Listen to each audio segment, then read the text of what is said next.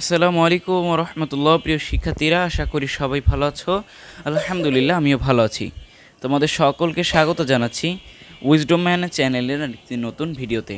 আজকে আমরা পড়ব তোমাদের সপ্তম শ্রেণীর স্বাস্থ্য সুরক্ষা বিষয়ের পৃষ্ঠা নাম্বার 50-এ যে নতুন একটা অধ্যায় আছে, কৈশোরের আনন্দযাত্রা।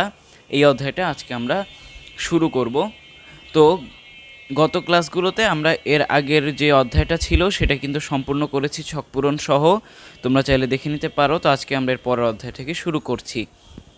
তো দেখো, এখানে তোমাদের বলা হয়েছে কৈশোরের আনন্দযাত্রা। তো এখানে বলা হয়েছে আমাদের কৈশোরকালটা খুবই গুরুত্বপূর্ণ সময়।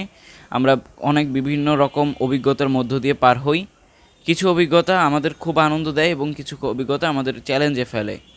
তো আনন্দের অভিজ্ঞতাকে বাড়িয়ে তোলার মাধ্যমে আমরা আনন্দদায়ক জীবন তৈরি করতে পারি এবং চ্যালেঞ্জ মোকাবেলার মাধ্যমে আমাদের দক্ষতা আরও বাড়াতে পারি। ঠিক আছে, প্রথমটি হলো আনন্দদায়ক জীবন আমাদের জন্য মনের জোর বাড়ায় এবং দ্বিতীয়টির মাধ্যমে আমরা দক্ষ হয়ে উঠি। যখনই কোনো চ্যালেঞ্জ সামনে আসে তখনই আমরা কী করি, চিন্তা করি এবং ভাবতে থাকি যে কীভাবে আমরা সেটা মোকাবেলা করতে পারি। ফলে আমাদের চিন্তা শক্তি এবং সমস্যা সমাধানের যে দক্ষতা এবং সৃজনশীলতা বাড়তে থাকে।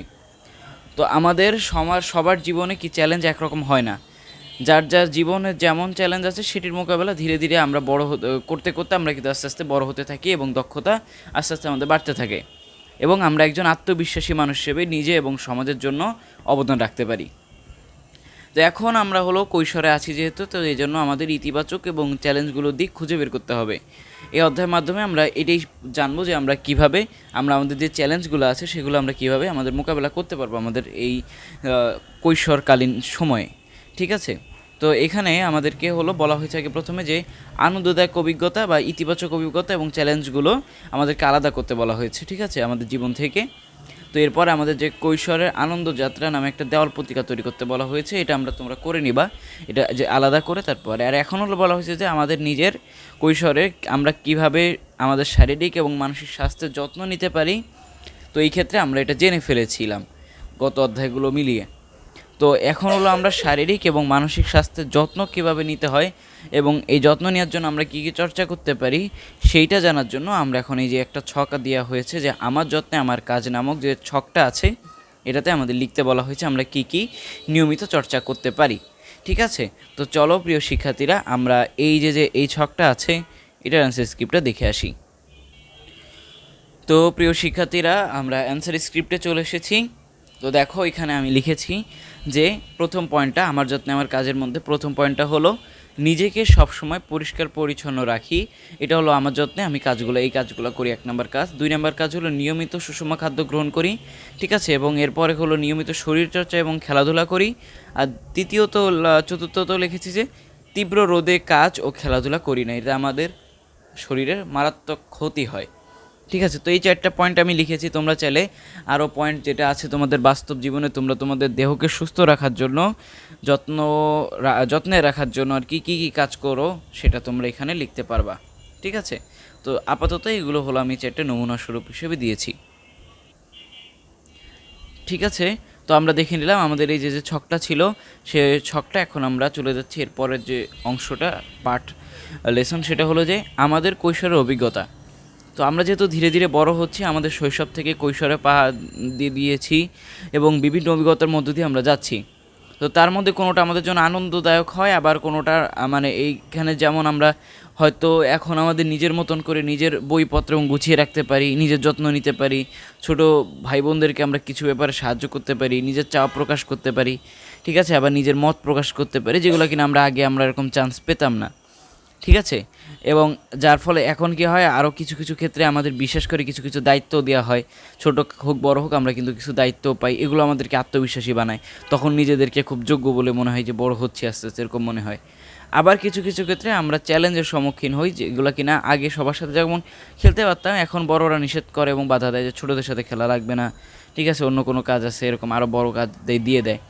ঠিক আছে, তো এগুলো সবার সাথে না হলে কারোর সাথে হয়। ঠিক আছে, যখন আমরা ছোটো ছিলাম তখন কিন্তু আমরা এগুলো করতে পারতাম, কিন্তু এখন পারি না। তো বয়ঃসন্ধিকালে এরকম অনেক ক্ষেত্রে আমাদের অনেক রকম অভিজ্ঞতা হয়। তো এরপরে দেখো বলা হয়েছে আমার কৈশোর অভিজ্ঞতা, এখানে একটা ছক দেওয়া হয়েছে যেখানে বলা হয়েছে আনন্দময় অভিজ্ঞতা 2টা ছক দেওয়া হয়েছে এবং এরপরে চ্যালেঞ্জিং অভিজ্ঞতা দিয়ে 2টা ছক দেওয়া হয়েছে। তো এখন আমরা এখানে আমাদেরকে হলো মূলত এই যে ছকটা আছে 4টা অভিজ্ঞতা, 2টা আনন্দময়ের আর 2টা হলো চ্যালেঞ্জিংয়ের।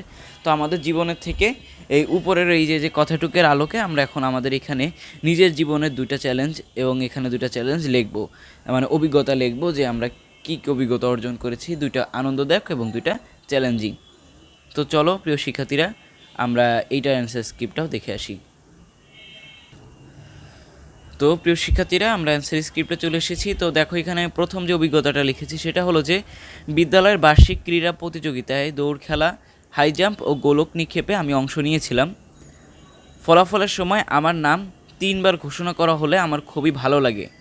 তো এইখানে খুব সহজ একটা অভিজ্ঞতা, যেখানে কিনা বোঝানো হচ্ছে যে আমি যে 3টা খেলা অংশগ্রহণ করেছিলাম, দৌড় খেলা, হাই জাম্প এবং গোলক নিক্ষেপ, তো এই 3টা খেলাতেই আমি পুরস্কৃত হয়েছিলাম। যার ফলে আমাকে যখন ফলাফল দেওয়া হয়েছিল, ফলাফলের সময় যখন নাম ঘোষণা করা হচ্ছিল, তখন সেক্ষেত্রে আমার নাম 3বার ঘোষণা করেছে, মানে 3টা খেলায় আমার কোনো না কোনো আমি পুরস্কার পেয়েছি, হয় ফার্স্ট সেকেন্ড এরকম করে 3টাতেই পেয়েছি। তো যার কারণে 3বার নাম ঘোষণা করা হয়েছে। তো এখানে আমার খুবই ভালো লাগছিল। দ্বিতীয় যেটা আছে সেটা হলো যে উপজেলা পর্যায়ে বিতর্ক প্রতিযোগিতায় নির্ধারিত বিষয়ের পক্ষ দলের দলনেতা ছিলাম হলো আমি। সেদিনকার তুমুল বিতর্ক শেষে আমার দল বিজয়ী হয়। এই অভিজ্ঞতাটি আমার জীবনের উল্লেখযোগ্য আনন্দদায়ক ঘটনা ছিল। ঠিক আছে, এখানে যেহেতু দলনেতা ছিলাম, তো এই ক্ষেত্রে আমার উপর চাপও যেমন ছিল, ঠিক তেমনই যদি জিততাম তাহলে সেক্ষেত্রে আনন্দটাও ছিল।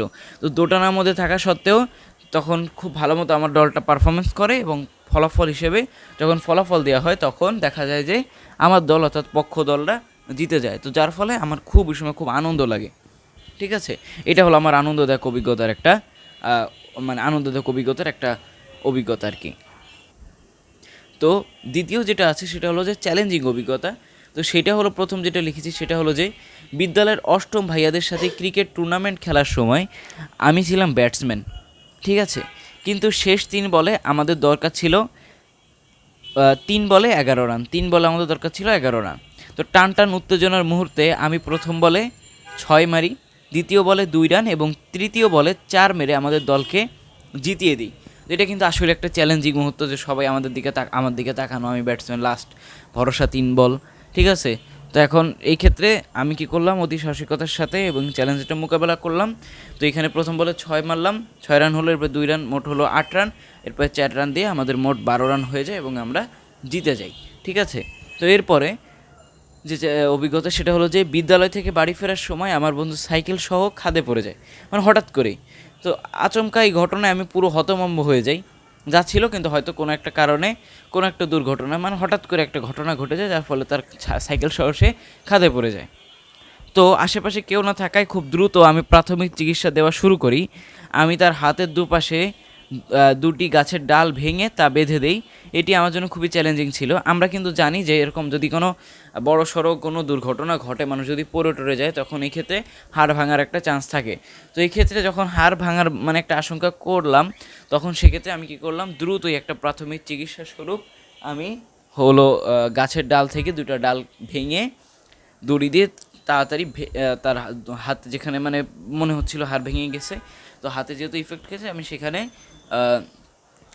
ডালগুলো বেঁধে দিলাম যাতে তাকে সে সময় প্রাথমিক চিকিৎসা দেওয়া যায় আপাতত।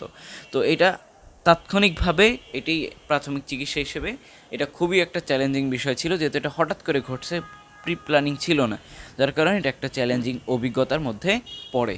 ঠিক আছে, তো এইটা হলো তোমার 2য় নম্বর চ্যালেঞ্জিং অভিজ্ঞতা। হ্যাঁ, তো প্রিয় শিক্ষার্থীরা, আমরা দেখে নিলাম আমাদের কৈশোর অভিজ্ঞতার আনন্দময় অভিজ্ঞতা 2টা এবং তারপরে চ্যালেঞ্জিং অভিজ্ঞতা 2টা।